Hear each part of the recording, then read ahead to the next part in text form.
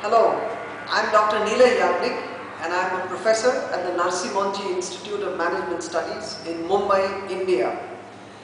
I teach a course here called Technology Ventures, and the experience which I got in helping to mentor a company called Knolskape has helped me in actually developing this course called Technology Ventures here at NMIMS.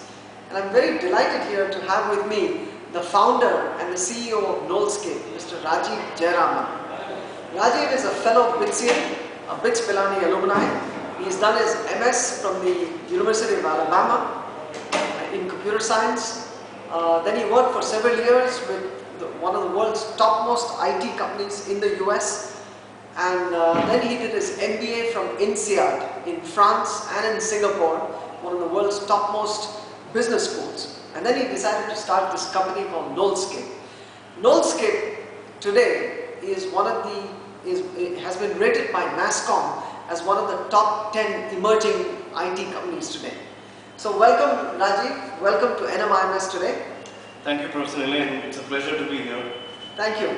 Let me begin by asking you, how did you get this idea of starting Knolskape? Right, so to me, learning for the most part has been for a long time very passive, and I was looking for an idea where we could transform this into more of an active learning process.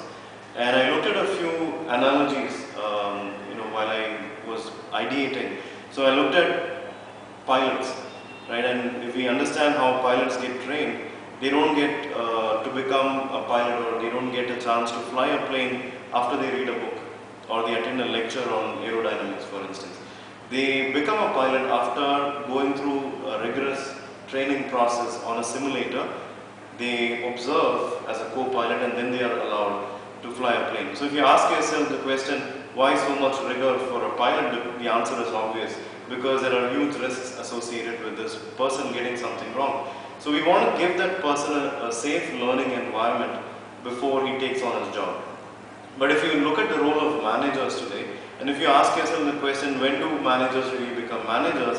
It's in fact after they get an MBA and they get trained on the job, and they are taking decisions that can potentially harm the environment, lives and livelihoods of people.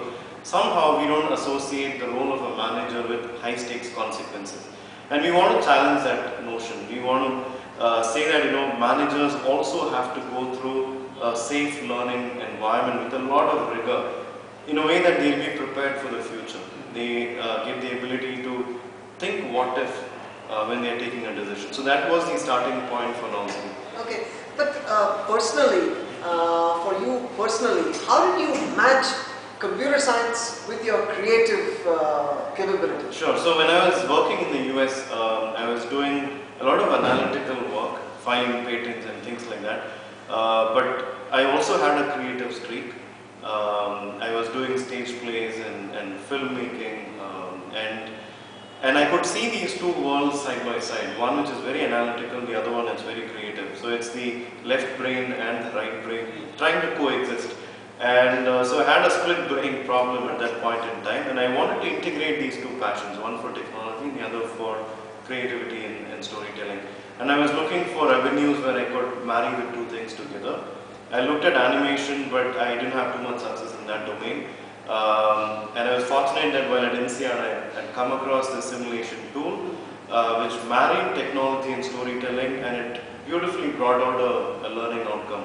And to me that was the aha moment. So that was the idea I was looking for, and it came to me, and I was fortunate for that. So I started looking around to see if we can do more in that space, and that's the genesis of Knolskape. So today we have about 20-25 products across different management domains, from leadership to sales to marketing, and we have some products to assess talent, also to train talent.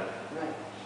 That's very interesting. In fact, he's one of the new generation of technology entrepreneurs who are helping to build the new wave of Indian IT industry, products and innovation. My second question to you is, what kind of challenges did you face in building Knolskape? Right, so the idea is innovative, as you can imagine. We're trying to bring in gaming inside the classroom or inside the training room.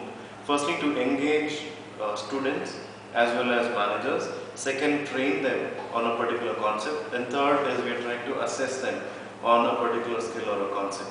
So as an idea, there was initially a little bit of resistance to using a game for what is perceived as a serious pursuit, because for a long time we've looked at education as something serious. You don't play with it, right? There's a lot of discipline that goes along with education. So when you bring out an idea that says we need to have fun while learning, there was a lot of resistance initially, both from the academicians as well as from the corporate training community, that gaming can't be a serious way of doing things.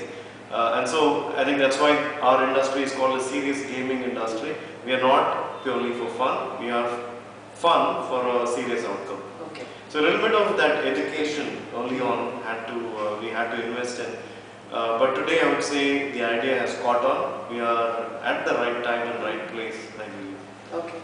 And my third question is, how important is it for a technology entrepreneur to build an ecosystem?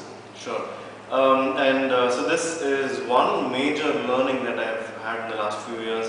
When you initially start a company, you think the idea is within your reach. It's a software product, for instance. You can build it.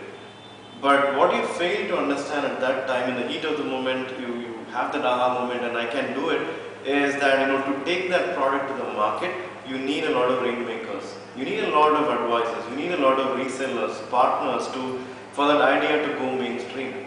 That's something you don't realize when you're ideating. So in terms of the ecosystem, and I think this is a crucial differentiator today. So if you look at how companies have evolved, firstly it was about features. When you thought about innovation, you would say, I would pack in this feature in this product and that will set me apart. Now that went beyond features. Now you're trying to talk about addressing a particular segment's needs in a different way by creating a new product. And I think that's gone as well. The third wave of innovation is about, are you building an ecosystem around your product? It is not just about your product, it is the ecosystem. Now a good example for that is Twitter. If you just look at Twitter as a product, what is it? It is a text box with 140 characters in it. As a techie, you look at it and you say, I can do it. But try getting 200 million people on that network. Try building that ecosystem. Try building that advertising partnerships. I think that's where the challenge is today, not in the technology piece. Because as a technologist, it's very easy to start a company with a cloud and very low investments. You are already on business. You can start a company. But try getting that ecosystem in place. I think that's where the new battle is. That's very interesting. Thank you so much, Rajiv. Pleasure being here. We welcome you once again to NMIMS. Thank you. And we wish you and Knolskape all the very best. Thank you so much. Thank you.